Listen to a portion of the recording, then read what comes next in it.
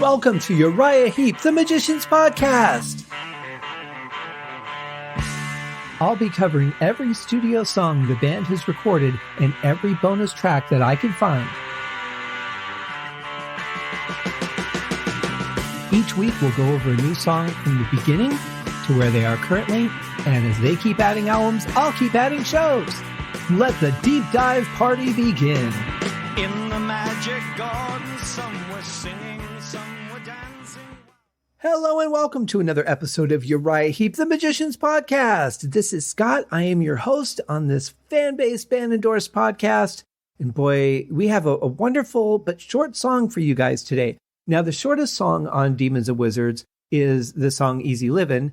Just 7 seconds longer is the song we're going to look at today, or listen to today, I should say, and it's called All My Life. It's a great straight rock and roller. Interesting, though, the only two songs that really don't fit on the album as far as the overall fantasy theme. And Circle of Hands is kind of borderline as far as the lyrics go, but Easy Livin' and this song, All My Life, really don't fit the overall theme of the album, but that's okay. Musically, they're great songs. They fit right in. The sound of them is great. It's nice to have this energy right here at this part of the album because the last couple songs have been a little bit lower in tempo. So this kind of brings it up again, and really great songs, some powerful vocals. This is one of those songs that makes me miss being able to sing because it was always fun to sing this song back when I could. And I'm sure it was fun for everyone working on this one as well. Really cool song to enjoy. Now, because of my schedule and the projects that I'm working on, I'm actually recording all of these episodes at the same time for this week. So if I have missed any reviews or donations or patrons, please forgive me. I will get with you guys next week. Just got a couple of projects I'm working on, so I kind of had to rearrange my schedule and do these episodes a little earlier than I normally would.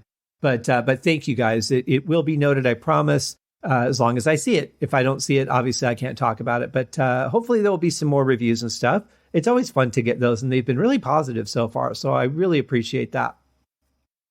But today we're going to get into the second shortest song on the album.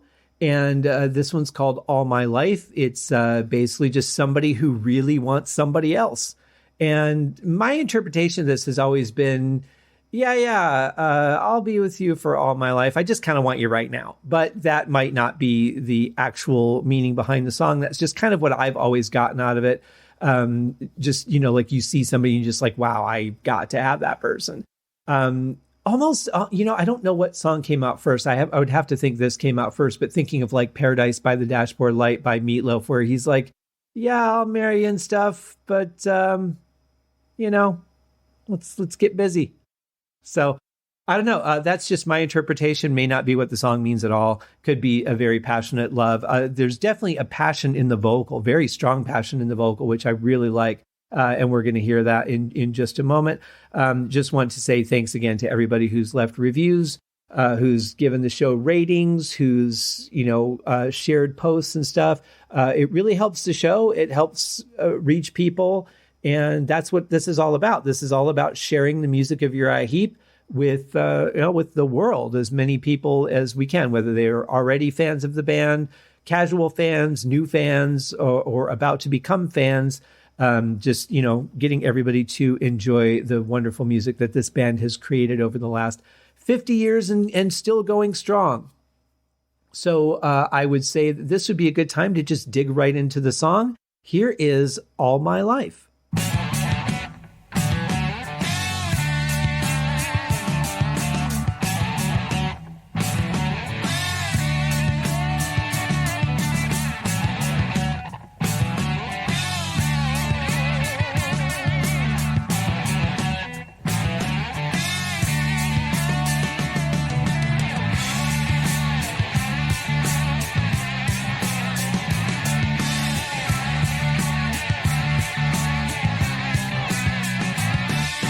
What a great, strong beginning, a fantastic and interesting riff, good power behind it. Everybody just kind of following Mick and supporting his playing on this as we move into the first verse. Really great sound, great distortion as always. And I like the double guitar that we hear there. Really gives it a little extra strength and a little bit of melody to it. Very, very nicely done. I've always liked that, the interesting playing, especially coming off of Rainbow Demon, which is a little slower and more haunting. And now here we're kind of, I feel almost like we're more in the modern world. And I don't know why, but for some reason, I've always pictured this taking place in an office. And I wasn't even working yet when I first heard this song. Well, I had worked, at Dunkin' Donuts, but that doesn't count. That wasn't like an office job, like an adult grown-up job. So I don't know why I always pictured it that way, but for some reason, I just kind of pictured like this guy in this office, and there's this girl that works there that he knows, and he's been kind of like holding back his feelings for her, and I don't know. I don't know where I get my ideas from, but that's the idea I had. But anyway, that's digressing from the song.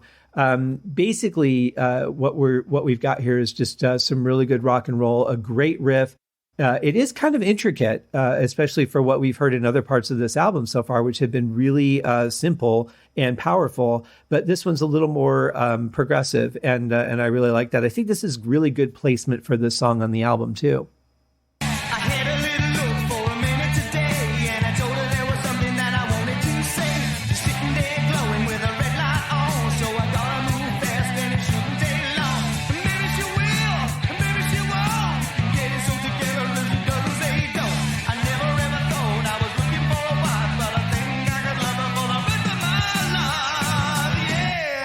I want to say that sounds like a plate reverb on his voice, and maybe like a doubler. I don't know if they had those. Well, yeah, they had those back then because the Beatles used them. But it sounds like that, or maybe he double tracked it and was very, very precise in the way he did it, which could very well be. There are singers that are just so good at that. They know exactly what they did on the first take, and they can replicate it flawlessly on the backing take. But it could be a doubler. It could be a slight delay. I could be wrong about the type of reverb, but plate reverbs have just that sort of, tinniness isn't the right word, but there's just something about them where they're a little bit more identifiable than like a spring reverb for me, to my ears anyway. But yeah, it sounds really good so far. Nice, powerful vocal, really good, strong unity in the band, backing the vocal up. Really great so far.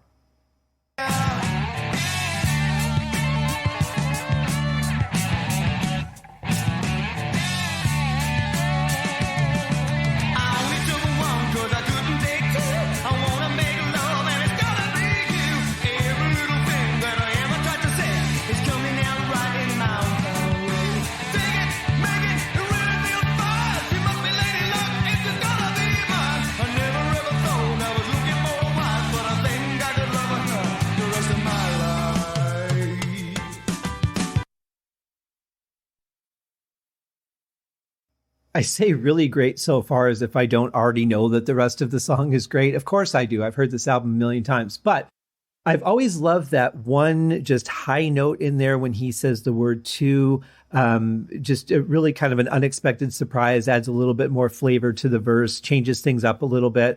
One thing I wanted to mention in Rainbow Demon too that I didn't was I really love Lee Kerslake's choice of snare drum placement. It's not just where it normally would be. He throws in a lot of accents. A lot of his cymbal crashes have the snare accent as well as the kick, which normally you would just hear the kick. But yeah, really interesting placement. And then he sometimes throws in some additional snares where the just the kick would be like on the one. If you're a drummer or musician, you might know what I'm referring to. Really interesting playing style, but I think it adds a lot of flavor to the drums as well. I like when drummers do things that are tasteful but unexpected, and it's those subtle differences that can really, really hook you into a song, because it's just you go into especially a rock and roll song with a certain expectation of the time signature, and it's going to change here, it's going to change there, but you expect certain things out of the drum beat. And I love that he finds interesting ways to, add little accents in there that you wouldn't normally hear. Just one of the reasons that people love his work so much.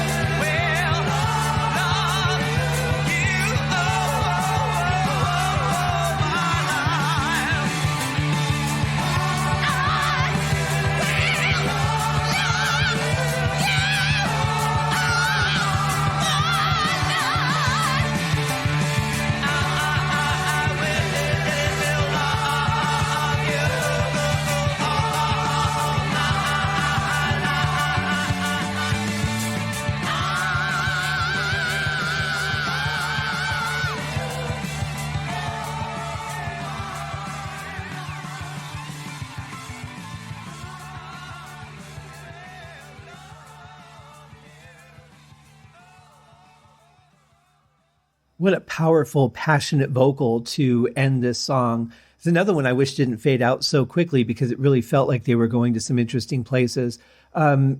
Speaking of interesting, this is one of the songs that I feel like Gary Thain really laid back on, but in between the lines, he would go up and register and play some interesting stuff. But he really laid back compared to most of the other songs on this album, which I find interesting. It really just is a straight, rock and roll song, but a fantastic one. Very powerful. I think one of their best vocally. I don't know if they ever did this live, but that sure would have been interesting to see that performed live. Such a powerful track, but a very short one, and it's already over. Can you believe that? This episode's only like 12 minutes so far. But a great song. Now tomorrow, Friday, to end out the week, I'm doing a double episode. And I really kind of went back and forth on how I wanted to do this. Originally, I was going to do them together since the songs blend into each other, Paradise and The Spell. But once I decided on kind of, not really going over the 30-minute format for the most part, and, anything that was too much over that, I would split into a second episode. And I really decided that, I want to do these as two separate episodes and then just release them together so that you guys can have both of them, since they really take place as a single unit. And then you guys can just listen to them in a couple of bites instead of one very long episode, which it's likely to be. I haven't recorded it yet, so I don't know. But I'm guessing that, each one will be a full regular show. So that'll be tomorrow. I hope you guys are having a great week. Or if you're listening outside of real time of the show being released, I just hope you're having a great week. So either way, have a great week. And I thank you guys once again for joining me on another episode of the show. It is so much fun to talk about these songs and really, get in depth on what's happening in the music and the vocal. Just so much fun. I'm glad you guys are enjoying it too. Thank you for all that have written in. And once again, thank you for all who have shared and donated and written reviews and rated and all of that good stuff. That really does make a difference. And any podcast that you listen to, pretty much every podcast, they will tell you that. And there's a reason, because it's true. So thank you. Now, I will see you guys tomorrow for our double episode. In the meantime, have a great rest of your day. Cheers. Thank you for joining me on this episode of Uriah Heep, the Magician's Podcast. If you have enjoyed this show, please consider going over to Apple Podcasts or your favorite podcast outlet, leaving a rating or a review. Be sure to subscribe to make sure that you are notified when new episodes are available. Please be sure to share this podcast with your fellow Uriah Heep enthusiasts and anyone who you think would like Uriah Heep, which should be everyone. And if you are so inclined, please feel free to contribute to the Patreon account. And if you are not a Patreon subscriber, you can also pay through the PayPal link on the website listed in the show links below. I would also like to thank Uriah Heep for their very generous support of the show. And thank you guys for listening. We'll see you in the next episode. Happy days!